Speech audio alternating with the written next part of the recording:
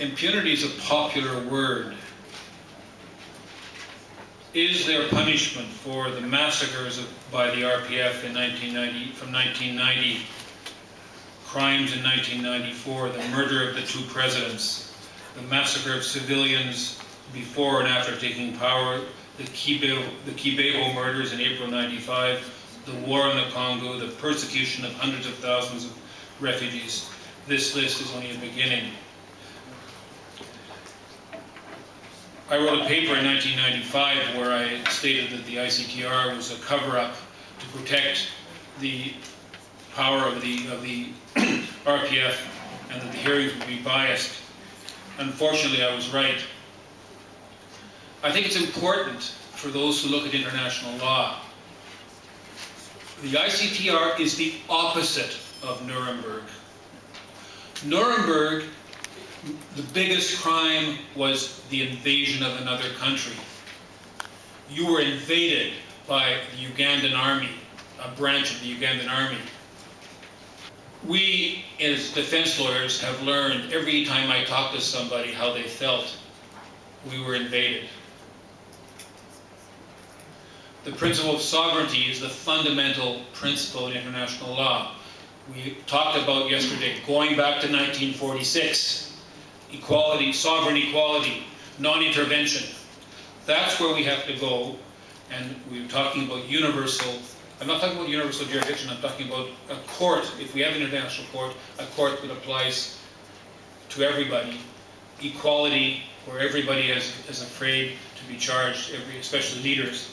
And the ad hoc tribunals are not the path to justice. Now, just a little run through about the experience at the ICTR. They have held by judicial notice that the war is internal. That means it's not to be discussed. At least there's a debate about it. Gaspar wrote a nice paper about it. No, we can't even say that the war is international in the court. I do not share this view. There's another question which is we're all aware of here, which has come up again and again. The biased nature of the prosecution. A prosecutorial policy, if it was in Canada, and it was clearly discriminatory, there would be a ground for stopping those proceedings. And any fair legal system will allow the staying of proceedings if they are absolutely, clearly unfair and biased. Well, it's 80 to 0 at the ICTR. 80 people indicted, no RPS. It's a knockout victory. What have the courts said about discriminatory policy? They've referred to, and I've spelled out the legal criteria, to some cases at the ICTY on discriminatory policy, and the court says that you cannot stay proceedings. It's too much of a remedy stopping proceedings because there's some bias in the policy. Albeit it was at the ICTY, which the discrimination is not quite as clear in black and white, like at the ICTR. Now, that is all the jurisprudence. I want to come, what has the tribunal succeeded in proving? There are two landmark judgments of December 18th last year. The military judgment, this great conspirator, this great killer, Bagasora, who was the mastermind, along with Tabakuzi and the two others. No finding on conspiracy. That was a tremendous victory. There's a second one, on which my colleague Zadek and I operated. I represented with pride Protiziga Ranyaratso. And they said the Akazu planned the genocide, and they recruited Bagaragaza, and they tried to recruit Mr. Owingili Mana, who died because of all this. I don't know how, I don't know who did it, but Bagaragaza was considered a liar by the court, and this plan on the night of the 6th or the 7th was not accepted, even though the judge had made a film in Argentina talking about this before her judgment. On the Akazu, which is a bunch of lies and did not exist as a group who decided policy, it was thrown out. And that's thanks to many people from many parties, opposition, all the different tendencies, came up and stood up and said this isn't true. And that was a success of the Rwandan community. So they have not succeeded in their major plans. Now, what is the consequence of this impunity?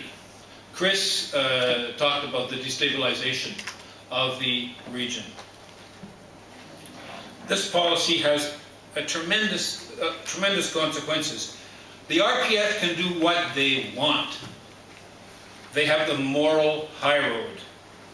Their political supremacy is guaranteed. They can still operate in the Congo and have the slave labor of the Rwandan prisoners working for free in the mines in the Congo.